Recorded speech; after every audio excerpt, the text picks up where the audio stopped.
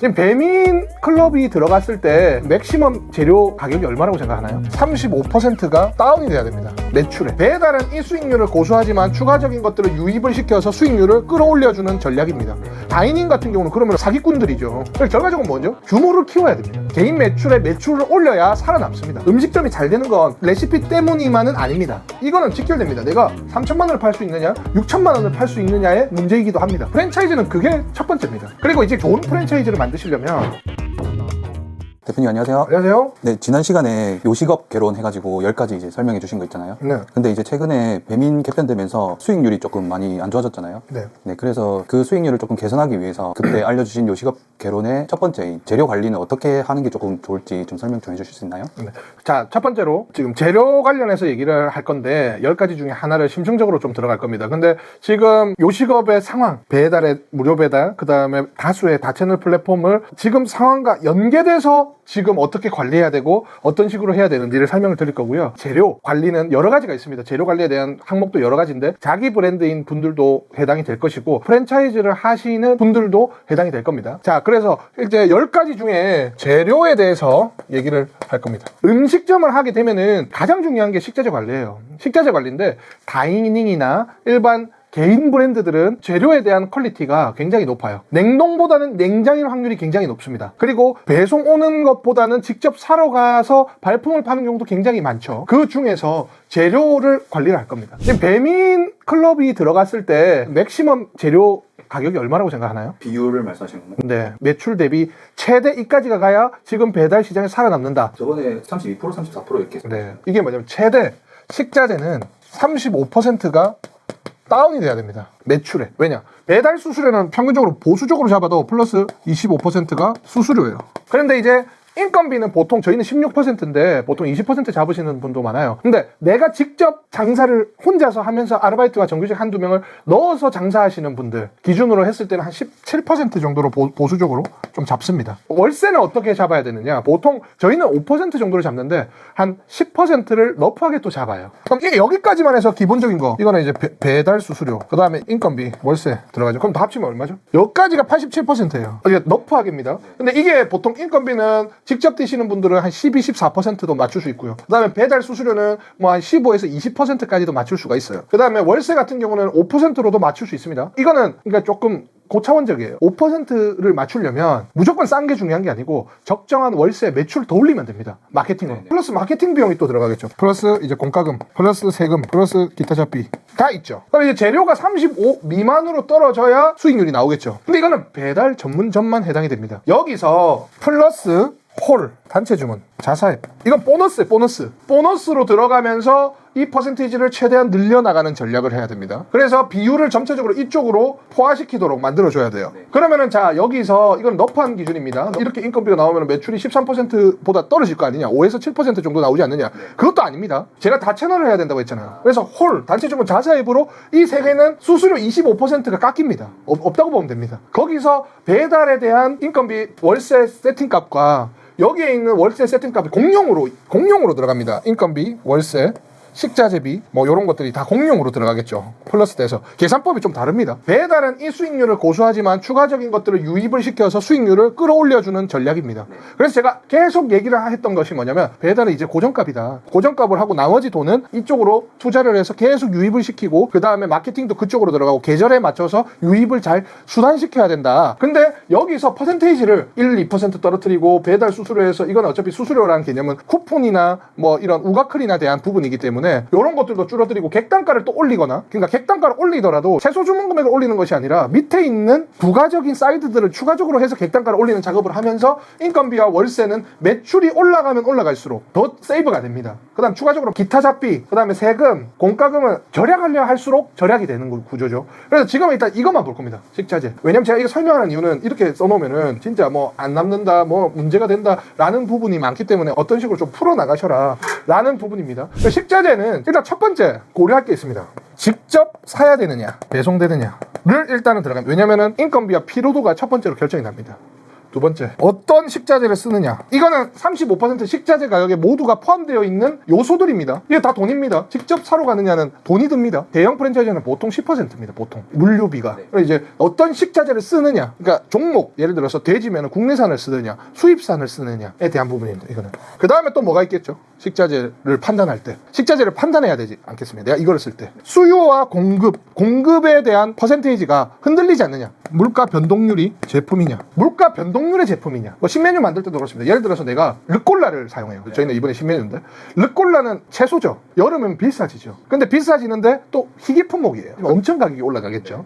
그렇기 때문에 단기적으로 칠 것이냐 안 칠 것이냐, 이런 것도 선정 기준이 됩니다. 예를 들어서 3월에 원가를 10,000원으로 세팅을 해서 했는데 8월에는 15,000원이 돼버리면 8월에 음식 가격을 올립니까? 힘듭니다. 그렇기 때문에 이거 굉장히 중요합니다. 그 다음에 네 번째, 가공, 비가공. 이것도 큽니다. 가공 제품이냐 비가공 제품이냐. 예를 들어서 저희 햄버거 같은 경우는 고기를 민지로 쳐서 들어오느냐 100g씩, 민지를 100g씩 우리가 맞춰야 되느냐, 고기가 공급이 되면 민지 자체를 우리가 갈아서 만들어서 써야 되느냐에 대한 부분이죠. 가공, 비가공. 그러니까 소스를 내가 직접 만드느냐, 만들어져 있는 소스를 사가지고 쓰느냐에 대한 부분이죠. 그러면 엄청나게 차이가 납니다. 로스율이나 인건비에 대한 품목들. 그 비가공에는 로스율도 잡혀 있어요. 결과적으로. 근데 비가공은 원가가 싸겠죠. 그러면 이제 거기서 이제 또 계산할 수 있는 거예요. 그럼 다섯 번째, 보관. 음식점은 팔릴 때도 있고 안 팔릴 때도 있습니다. 냉장은 보통 많이 가도 5일이에요. 많이 가도. 냉장 제품 빵 같은 건 많이 가도 5일밖에 못 씁니다.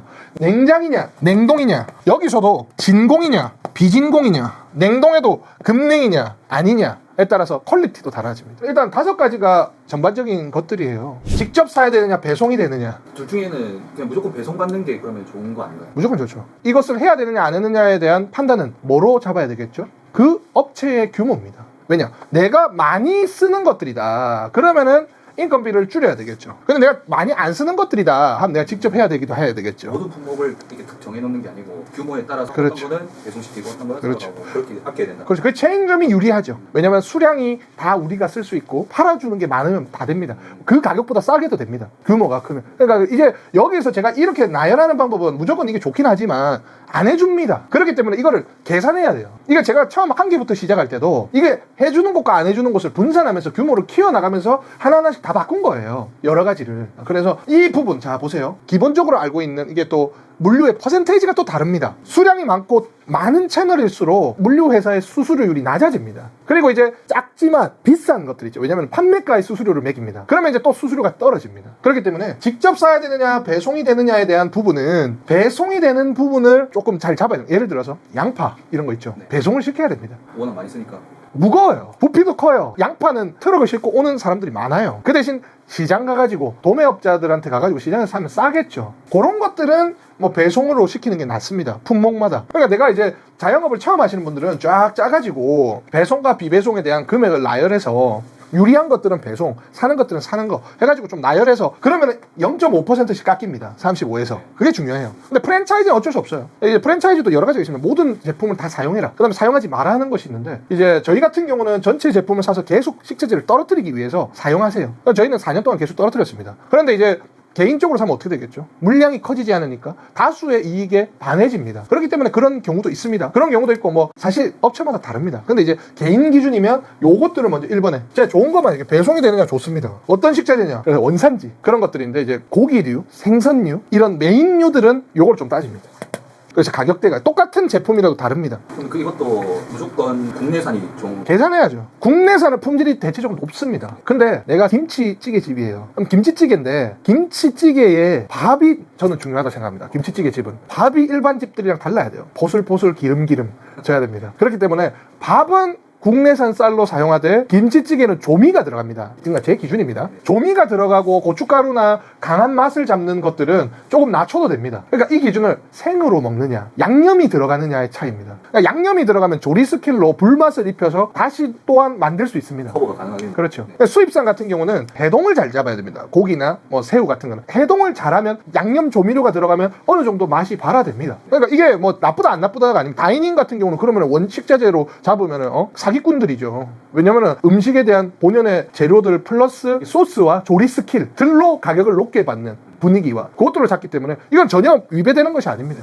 음식점은. 그렇기 때문에 원산지를 잡되 고깃집에서는 고기가 좋아야 되겠죠. 그 대신 타겟팅을 좀 잡아야 되겠죠. 가성비인 삼겹살집이다. 아니면 진짜 가격이 좀 있지만 퀄리티를 잡는 곳이다. 근데 그 안에서도 내가 김치찌개는 수입산을 쓸 수도 있고, 그 다음에 뭐 생고기에는 국내산을 쓸 수도 있고, 그 기준은 내가 맛을 선택하는 기준입니다. 그러니까 이게 계산적입니다. 이 모든 것들이. 운영하는 목적에 따라서 조금 원산지도 선택. 그렇죠. 싸다고 좋은 게 아닙니다. 예를 들어서 내가 김치찌개를 먹으러 가면 열나 맛있는 김치찌개를 먹으러 가는 게 아니지 않습니까? 밥과 김치찌개를 버무려서 입에 딱 넣었을 때 그 포만감과 그 맛을 느끼러 가는 거지 않습니까? 그럼 그걸 잘 풀어야 됩니다. 그 부분은. 그 다음에 수요와 공급 물가 변동률이 제품이냐. 이것들은 예를 들어서 뭐 토마토는 10월 달에 비싸집니다. 뭐 이런 것들입니다. 그렇기 때문에 최대한 원가가 변하지 않는 품목들을 골라서 조리화시켜야 됩니다.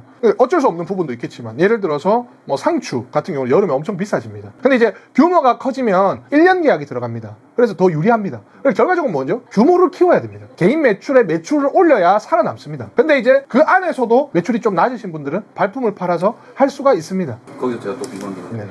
대표님 이번에 신메뉴에 콜라를 채택하셨다고 하셨잖아요. 네. 근데 그거는 물가 변동률이 심하다고 아까 하셨는데 네. 괜찮은 건가요? 좋은 질문입니다. 그게 뭐냐면 저희는 2개월 한정 신메뉴를 계속 출시합니다. 2개월까지는 물가가 변동이 없습니다. 2개월 이후부터는 여름이 들어갑니다. 그래서 저희는 출시 안 할 거예요. 그래서 이제 르꼴라를 써서 전국에 이제 프랜차이즈화 시켜서 파는 건 어마어마한 물량이 들어갑니다. 그래서 그거를 일단 일정 사용량을 계산해서 공급량을 잡고 그 다음에 일정 공급 가격을 잡아 놓은 다음에 그 다음에 판매해서 단종이 들어갑니다. 그러니까 그런 전략을 써요. 저희는 여름이 되기 전 출시했다가 빠지는 겁니다. 그게 이게 물가 변동률과 그 재료 본연의 가치성. 그러니까 계란은 솔직히 말하면 다른 메인 재료보다는 싸지만 뭐 에그 베네딕트 이런 것들은 굉장히 고가로 판매돼야 되지 않습니까? 그렇기 때문에 그런 것들을 잘 활용해야 됩니다. 가공, 비가공 굉장히 중요하죠. 이거는 직결됩니다. 내가 3천만 원을 팔 수 있느냐 6천만 원을 팔 수 있느냐의 문제이기도 합니다. 왜냐하면 사람이 혼자서 이거를 만들기에는 굉장히 힘들잖아요. 매출이 올라갈수록 내가 이거 재료를 계속 준비해야 되는데 한계가 있다는 거죠. 근데 이걸 또 직원을 써서 또 이걸 만들 수 없습니다. 왜냐면 비법이 공개될까봐 못합니다. 보통 우리 잘 되는 사장님들은. 근데 비법을 줘도 못합니다. 음식점이 잘 되는 건 레시피 때문이만은 아닙니다. 그렇기 때문에 이걸 조금 내려놔야 됩니다. 아니면 쪼개서 해가지고 나중에 결합을 시키던가요. 하여튼 가공 비가공은 굉장히 큰 요소입니다. 그리고 이게 비가공이었던 걸 가공으로 돌리면 가격이 한 10%가 기본적으로 올라갑니다. 그렇기 때문에 가공을 잡되 생산량이나 공급량이 높아진 상태에서 바꿔야 됩니다. 10kg를 쓰던 걸 1000kg로 써서 바꿔야 됩니다. 근데 이제 그게 어렵죠. 그러면 이제 같은 동종업계 모여가지고 자 생산하죠. 그렇게 들어가는 경우도 있죠.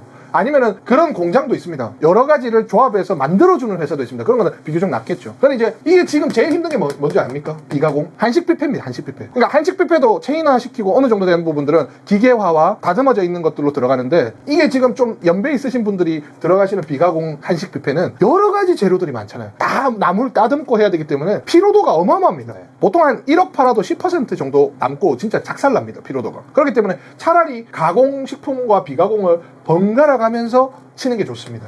그러면 제가 알기로는 이제 대표님이 그 가게 운영하실 때 그 비가공 재료들 많이 사용하신 걸로 알고 있는데 저는 옛날에 다 비가공이었어요. 네, 그 어떤 것들을 사용했고 어떻게 이렇게 가공으로 이렇게 바꿨는지 좀. 그러니까 비가공이라는 것은 빵을 커팅하는 것까지입니다. 옛날에 저희 영상 보시면 빵도 다 잘라야 되고 소스도 저희가 다 만들어서 네, 다 만드시던 들어가고 네. 고기도 직접 이걸 다 쳤습니다. 민지로 들어가. 새우도 뒤에 꼬리 까고 네. 칼까지 다 하나하나씩 다 했습니다. 근데 이제 그거를 이제 수량이 들어가서 이제 새우 같은 경우는 베트남 현지에서 칼 가지고 등도 따고 꼬리도 다 떼서 나오고 네. 그다음에 또 이거를 2kg 단위로 원래 썼는데 그거를 또 이제 나눠서 1kg 단위로 포장을 또 바꾸고 신선하게 하기 위해서 네. 뭐 고기 같은 경우도 원래 이렇게 다 했지만 이제 기계가 압축식으로 다 해줘서 공급이 돼서 해동해서 바로 쓸 수 있게끔 만들고 뭐 그런 것들이 다 이제 만들어졌죠. 소스도 이제 뭐 마요네즈 얼마 해갖고 섞어서 이렇게 했는데 이제 그것들이 이제 유통기한을 늘리면서 가열식품으로 들어가서 지금 쓸 수 있게끔 다 만든 거죠. 그러니까 프랜차이즈 지금 만들려고 하시는 분들도 굉장히 이거 많이 보세요. 프랜차이즈는 그게 첫 번째입니다. 기본이요. 기본이에요. 그리고 이제 그거를 좋은 프랜차이즈를 만드시려면 그런 것들을 하셔서 수량이 많이 되면 거기에서 배분이 일어나야 돼요. 어떤 배분? 점주님들이 가공을 쓰더라도 시중에서 사는 것과 거의 유사하게. 근데 플러스 배송비 10%가 조금 더 높을 수 있겠죠. 그렇죠. 배송을 해오기 때문에. 네. 그 정도만 해도 인지하십니다. 근데 폭리를 취해서는 안 되죠. 그렇죠. 그런 부분입니다. 이게 이거 보관 냉장 냉동이냐 진공이냐 비전공이냐 이거는 이제 보관에 대한 로스율입니다. 보관을 하는데 3일에서 5일밖에 못 써. 그러면 버리지. 네. 그러면은 무조건 냉동이 좋은 거 아니에요? 맛이 떨어지죠. 냉동은 맛이 떨어지나요? 냉동고기 먹을래요? 생삼겹살 먹을래요? 냉동고기 먹으세요. 앞으로 생삼겹살 더 맛있죠. 맛있죠. 근데 요즘에 유행하는 게 뭡니까? 김치 재상이 많이 먹는다 그 뭐죠? 서초갈비. 서초갈비 그 모티브로 한 브랜드가 자주 가거든요 요새. 그게 어떻게 만드는 줄 아십니까? 그 맛있잖아요. 안 먹어봤어요. 먹어보세요. 근데 거기가 네. 그 원형을 만들려면요 삼겹살을 말아야 돼요. 네. 말아서 랩을 씌워야 돼요. 원형으로 만들고요 삼겹살을. 기계 축축축축 쓰는 거 있죠. 네. 거기다가 원형인 상태에서 썰어버리면 그 모양이 나와요. 근데 그 맛있잖아요. 그러니까 급냉을 시킬수록, 그리고 냉동이면 얇을수록, 두꺼우면 질겨지잖아요. 고기 같은 경우 얇을수록, 그 다음에 급냉을 시킬수록 세포가 파괴가 덜 되죠. 그리고 해동을 잘할수록, 해동은 온도 변화가 크면 클수록 세포 파괴가 많이 일어나요. 예를 들어서 내가 냉동 삼겹살을 물량이 안 된다 해서 뜨거운 물에 해동을 시켜요. 그러면 찔 고무가 되는 거예요. 이제 이거를 비슷한 온도에서 오랜 기간에 해동을 시키면 맛이 거의 유사해집니다.